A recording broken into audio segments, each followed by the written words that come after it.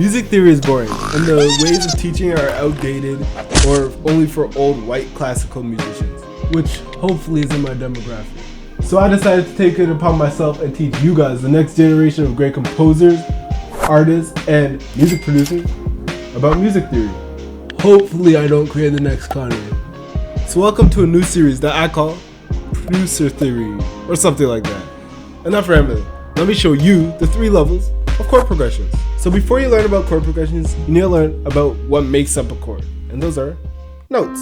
If we go into our piano roll or an actual piano, we will find that there's a repeated pattern of 7 white notes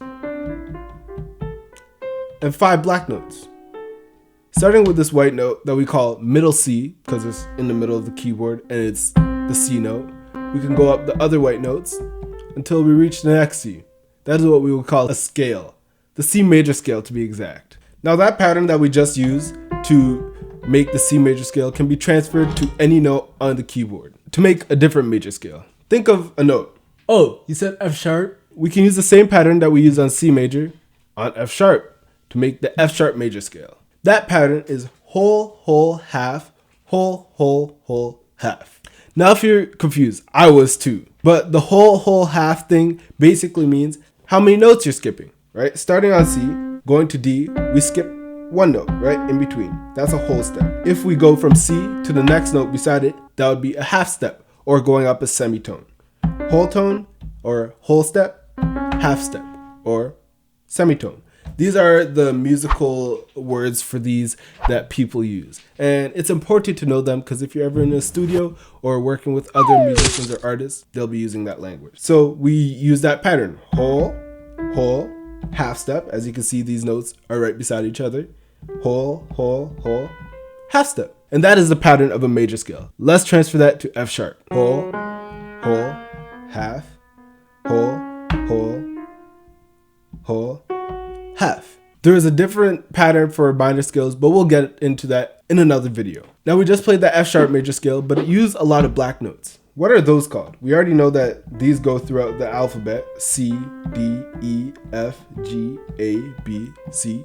So what are the black notes? Here is where we use the sharp and flat terms. A note, a semitone, or I guess to the right of C, would be C sharp, and a note, a semitone below or to the left of D would be D flat. These are the same notes, but they have 2 different names. A note above any of these white notes or below any of these white notes can be called either flat or sharp. So C, C sharp, D, D flat. This works for all of the black notes. If we go to this one, it has 2 names, G sharp or A flat. Now this semitone, natural tone, sharp, flat jargon may sound a little confusing at first, but in this video we won't really be using the black notes.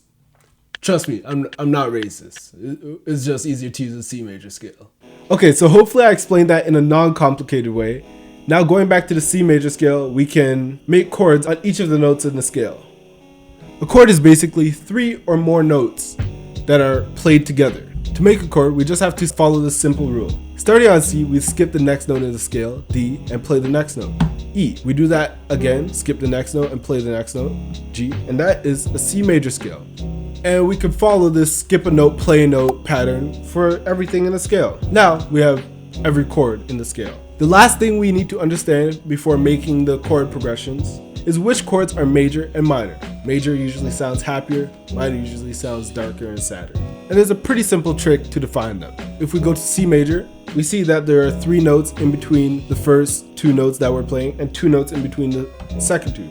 If you ever see that pattern, that's always a major chord. Going to this chord, which is A minor, still in the C major scale though, we can see we're skipping 2 notes and then skipping 3 notes. This works for everything. If we go to a different chord in the C major scale, say this one, F major, skipping 3 notes, skipping 2 notes. E minor, skipping 2 notes, skipping 3 notes. And that's how you identify if it's major or minor. So now let's get into level 1 of chord progressions. Okay, so we do have all these chords and we can easily move these around to make our own chord progression, but we probably wouldn't start with a project with all these chords already laid out for us. So let's delete these and create a bass pattern that sounds good to us, right? So let's start with the C. Usually when you're in a certain scale, you want to start with the main note of the scale. We'll then go to D, and then we'll finish it off with F. That is our basic bass pattern.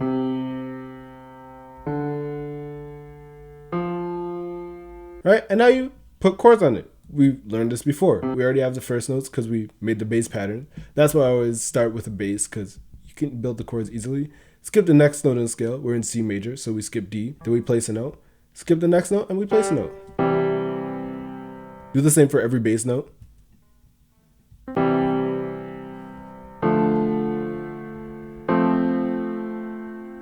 Sounded like a pretty happy trap beat, right? This is still in level 1, but it's a little more complex. There's ways you can make these chords a little more cool, right? These are a little boring, right? You can take this middle note, and what I do is usually put them an octave up. You can do this on Mac or Windows by using Control or Command and up arrow.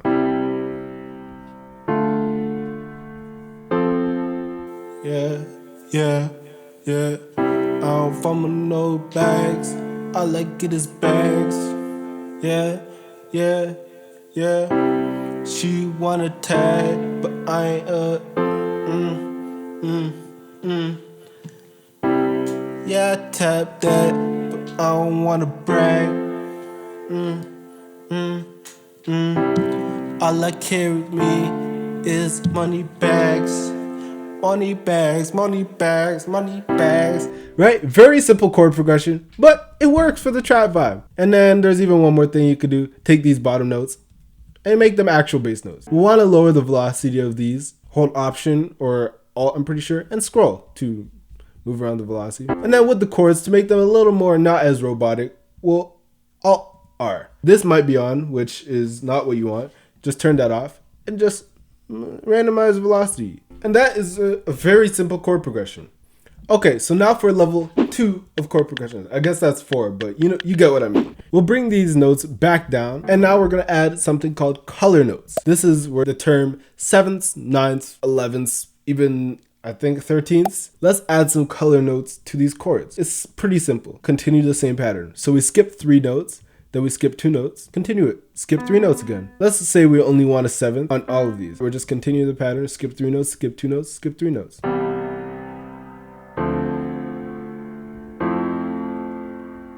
And then you can continue the pattern.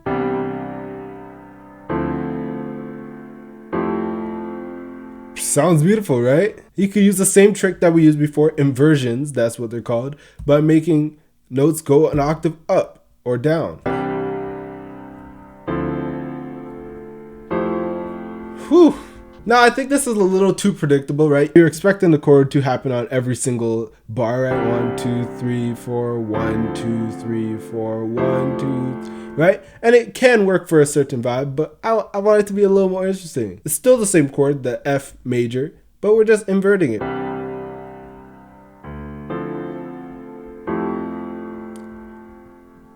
Yeah, we on another path.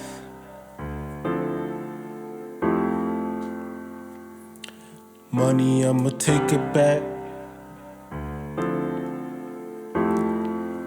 My shooters, they shooting like they shot. All of you niggas, yeah, you know you whack.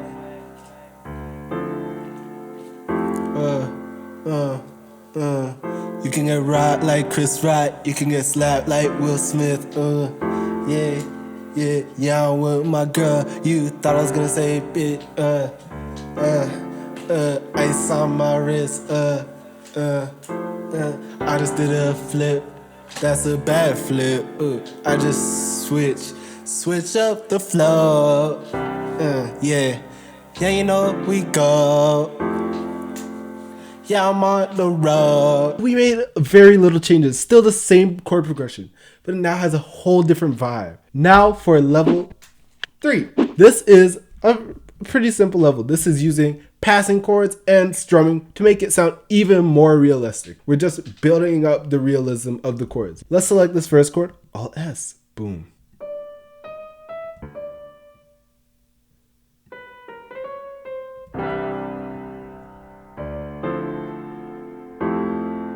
Right? We're making more of a story, and we can use passing notes or passing chords. We can make this a little chord. We're on D, so we'll just build the same chord but down, right? You can do the same thing.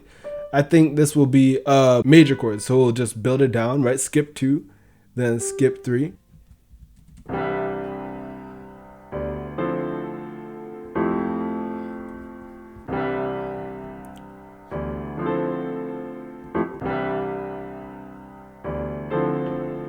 We can even make it strum the other way. Alt S is how you do that strumming thing. You don't even have to strum, you can just move the notes. Hold Option or Alt and you can move the notes very little. So I think this chord progression is nice. It's a little too boring and bland, right? So we'll add another passing note at the end here. Da, da.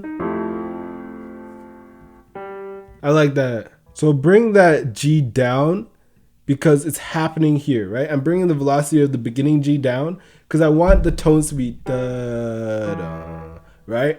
So I'm bringing the velocity of this G down in the chord so it's not as visible and it sounds like, right? You can hear the da, da a lot more than before when this G had the higher octave and this E was at a lower octave. Right, that just sounds like we're going to the same note again. Da, da. And it can be cool, but I want it to da, da, right? So we'll just build a chord maybe on top of this, and then even adding some melodies.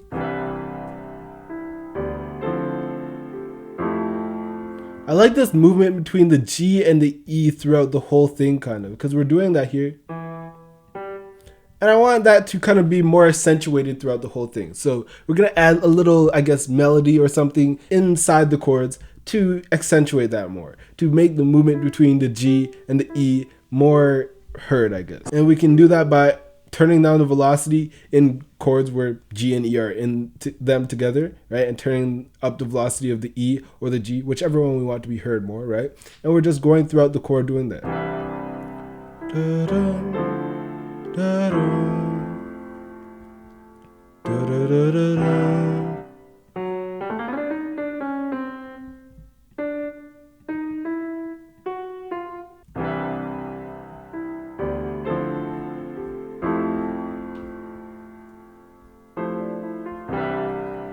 That's perfect. Da, da. And now we have a pretty nice chord progression. I guess this has somewhat of a melody in it, but it's still mostly a chord progression and using the notes from the chords to break them apart and make a melody. All of these were the same chord progression, but they just made more complex and can be used for different genres or styles of music. The first one was a little more trappy. The second one was like R&B, hip hop, and this one's like lo-fi. So 3 different genres with the same chord progression. Okay, I'm gonna make some beats with these 3 chord progressions, and then we'll play them when I'm back. And let's see which one's the best. Okay, so we made the beats. If you want to see me make the beats, it's on my Patreon. Join below. And there's also like FLPs to the beats I made. I put them all in one thing. Here are the 3 beats. Here's the first one with the basic chord progression. We made a little trap beat.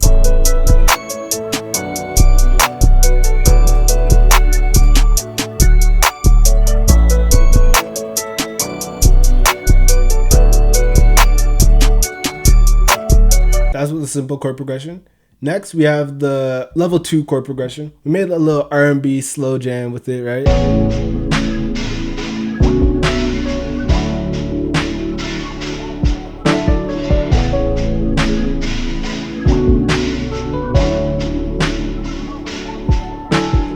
And last but not least, we made a lo-fi beat.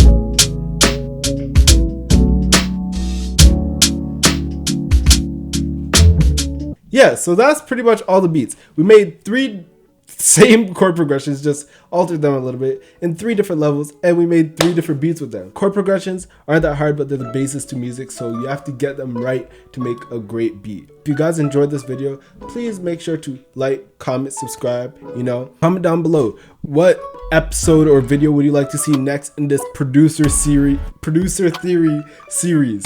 That's a tongue twister. Hope this helped. Hope you learned some music theory. And if you want to see me make these beats and get a sneak peek at these beats, if you want to go more in depth into the music theory that went into them, join my Patreon down below. Yeah, hope y'all enjoyed the video and peace.